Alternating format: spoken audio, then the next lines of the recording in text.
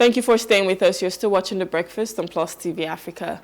Well, NAF to probe killings of villagers in Sokoto airstrike. The Nigerian authorities in Sokoto state have launched an investigation into a military airstrike on December 25 that killed at least 10 people in the villages of Gidan Sama and Rume Paulson. The Nigerian military said the operation targeted the Lakarua terror group, but admitted civilian casualties occurred. Governor Ahmed Aliyu described the incident as a tragic loss of innocent lives and pledged support for victims' families through financial aid and food. The airstrike is the latest in a series of military operations resulting in civilian casualties, sparking criticism for human rights organizations like Amnesty International. Amnesty's Nigerian director Issa Sanusi called for a review of military procedures to prevent future incidents. The Nigerian Air Force has pledged to investigate the matter, maintaining that it took precautions to avoid civilian harm. Now joining us to have a conversation in this is Emmanuel Ikule, is the Executive Director, Elixir Trust Foundation. Good morning, sir. Thank you for joining us. Good morning, and thank you for having me. Compliments of the season to you. Thanks so much. Same to you. Yes, sir. All right, so we're talking about military airstrike. Now, this isn't the first time. It has happened before. And here again, December 25, Christmas Day, it happened again, whereby the military obviously launched some bombs, but then there were casualties and civilian casualties. First, what is your reaction to all of this, hearing it? That fine, we understand that, of course, they're trying to do their jobs, they're terrorist groups that, were being targeted, but yet enough precaution wasn't made to ensure that there was no civilian harm. I wanted to begin with saying compliment of the season to them, which I guess is not out of place. But at the same time, on a day that people should be celebrating, it became a day of mourning. Yeah. It's something that we should actually try to think about a lot, because in this country we forget a lot. Killings have been happening from people who should be protecting us. I think NBS report released just how many days back also showed that about 2.3 trillion have been paid for ransom of people that have been kidnapped. Yeah. So citizens are suffering from kidnappers paying ransom, and then people that also should actually be taking care of them or protecting them are also killing them, and this is not the first, second, or third time.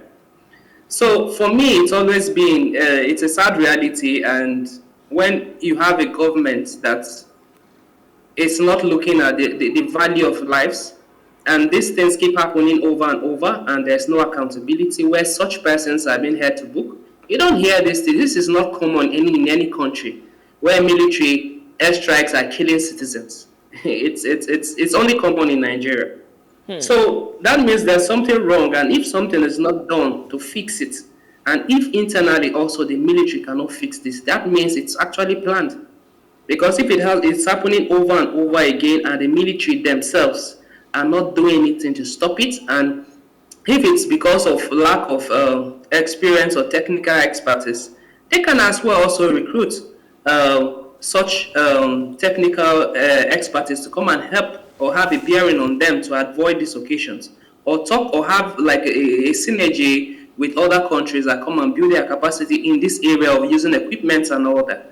But if for years or hundreds of years and trillions are paid yearly to them to be able to address these issues of insecurity, and instead of protecting citizens with the resources they have, it's also only being used to victimize citizens, then there's this is very sad, and something has to be done urgently.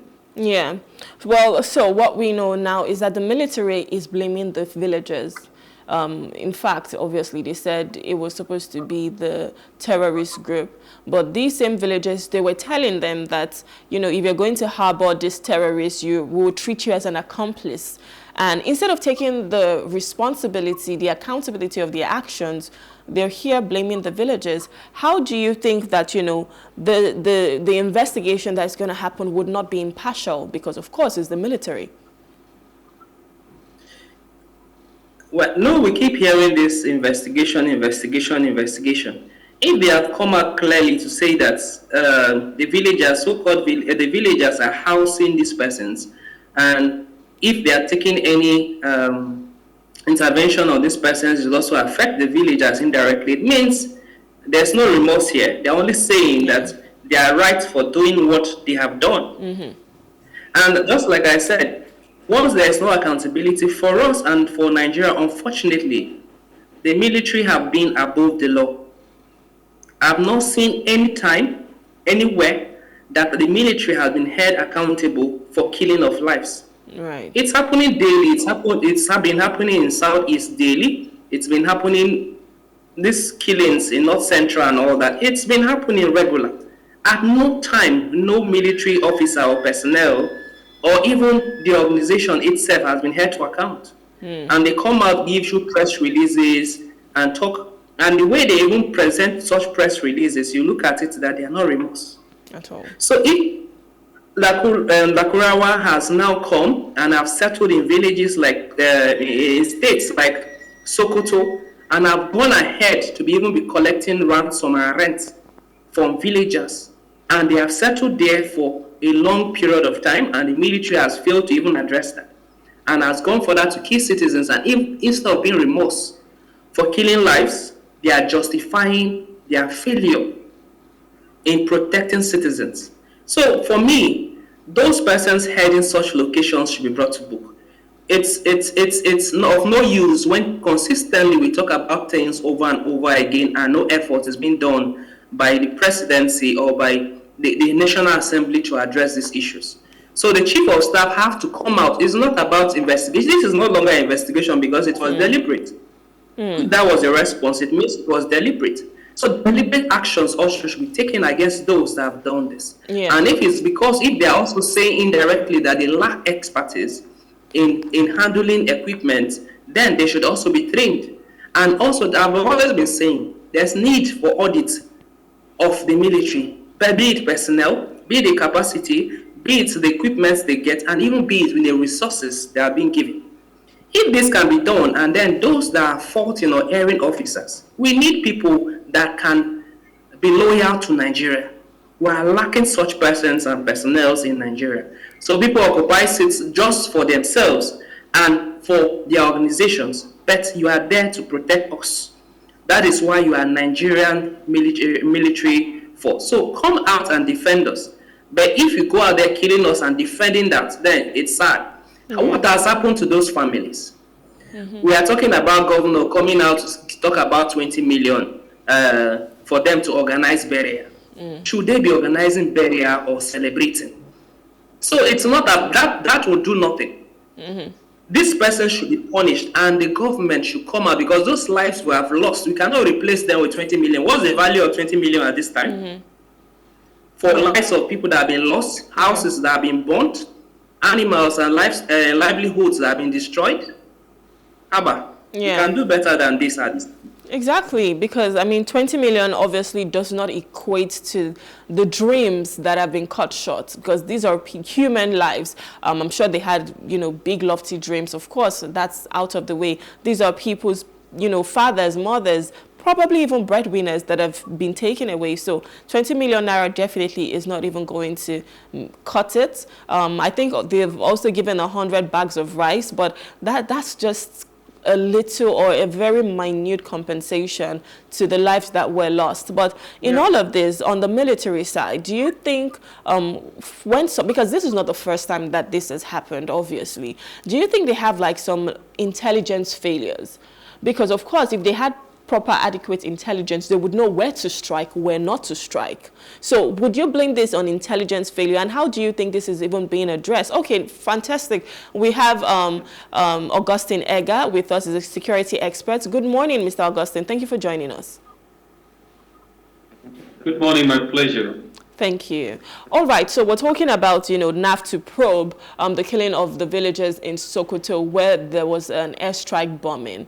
And before I even get to my question, I was just asking, I want to get your reaction on this story.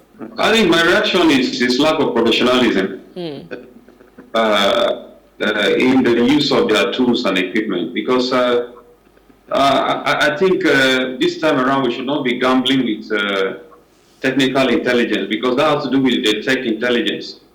Well, what system are they using to really profile and get to where they should be hitting their target? We've been watching on the foreign scene. We see what Israel is doing at the Middle East.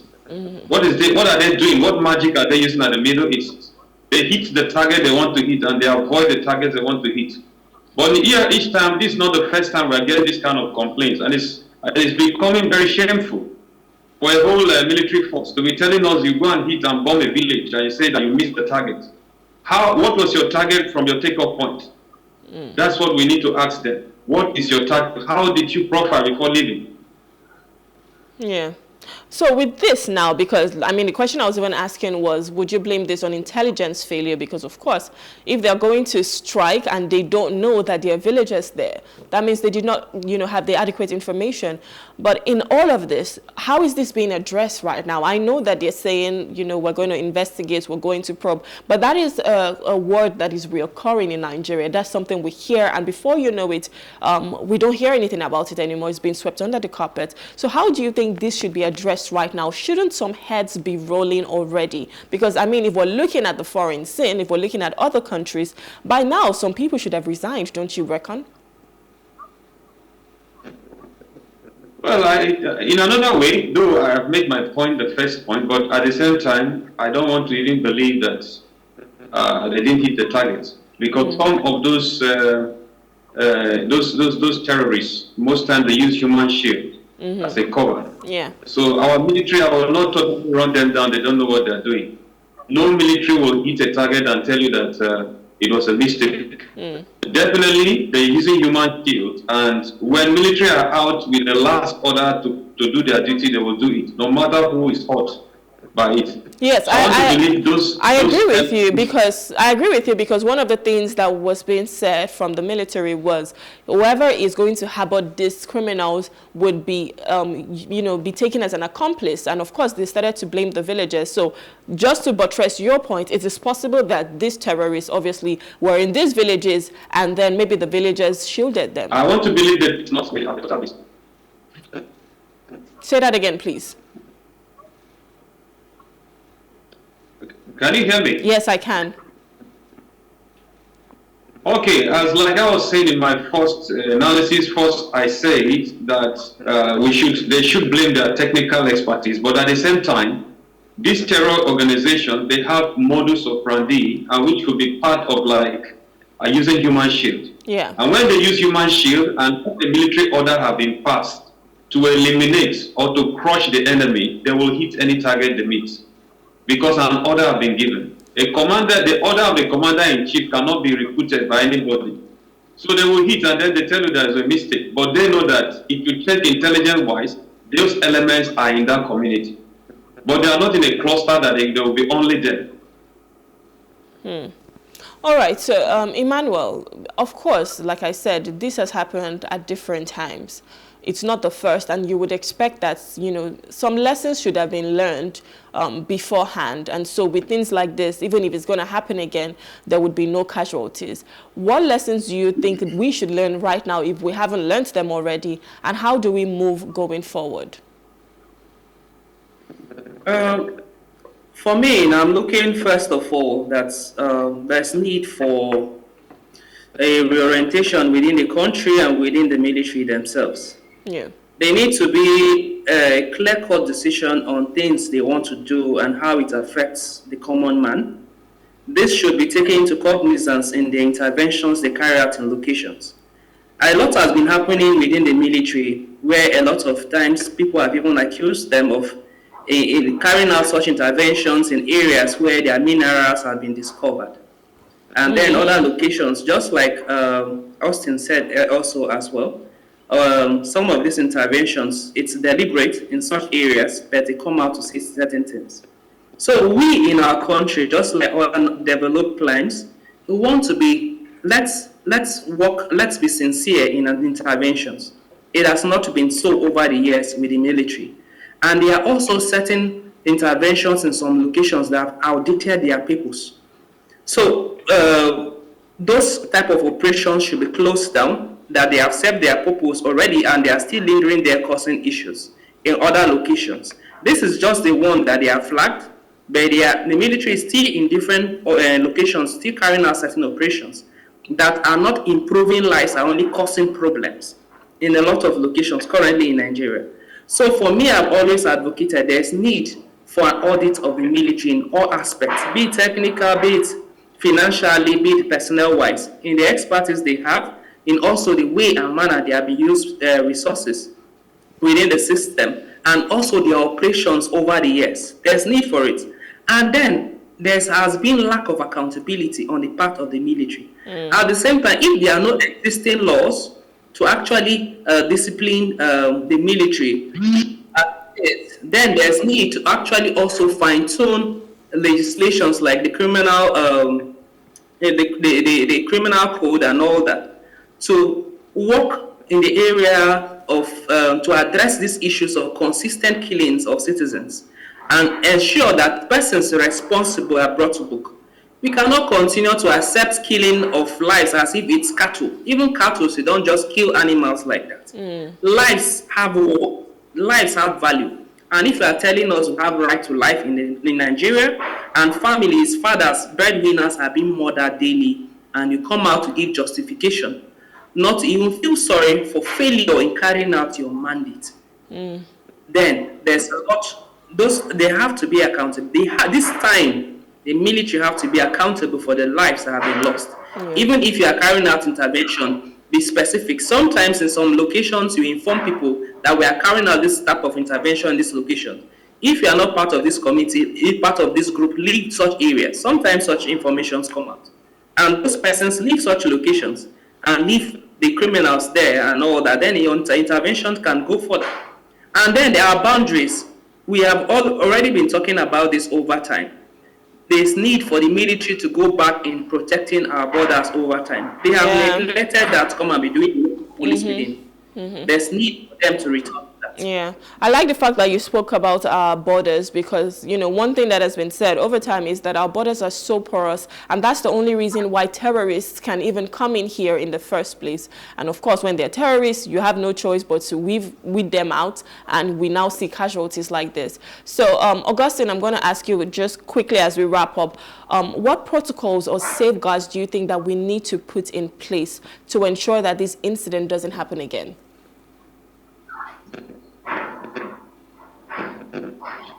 I think they should improve on the operations. There's room for improvement, and we can't say that the military have the might to do all things.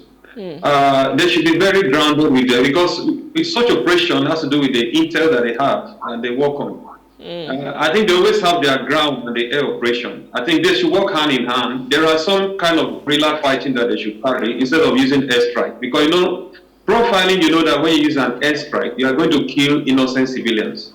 So sometimes that you see how they can take out these heads by guerrilla fighting, not through airstrike, and that will reduce it. But when they believe that airstrike is the might to bomb and continue bombing communities, they will continue to kill innocent citizens. Why the terrorists go on halt? That means the whole aim is defeated. They have not got anything done. So that's my own take. All right. Thank you so much, gentlemen. It's been a pleasure having you and discussing this. Thank you. Thank you for having us. Thank you. Pleasure. Thank you. Yes. Have a wonderful day. All right, so I'm speaking with Emmanuel Ikule, he's the Executive Director, Elixir Trust Foundation, and Augustine Egar, who's a security expert. And we've just been looking at the fact that NAF is to probe the killings of villagers in Sokoto through the airstrike bombing from the military. We'll go on a short break now. When we return, we'll be discussing vocational skills to equipping prisoners to tackle unemployment. Please stay with us.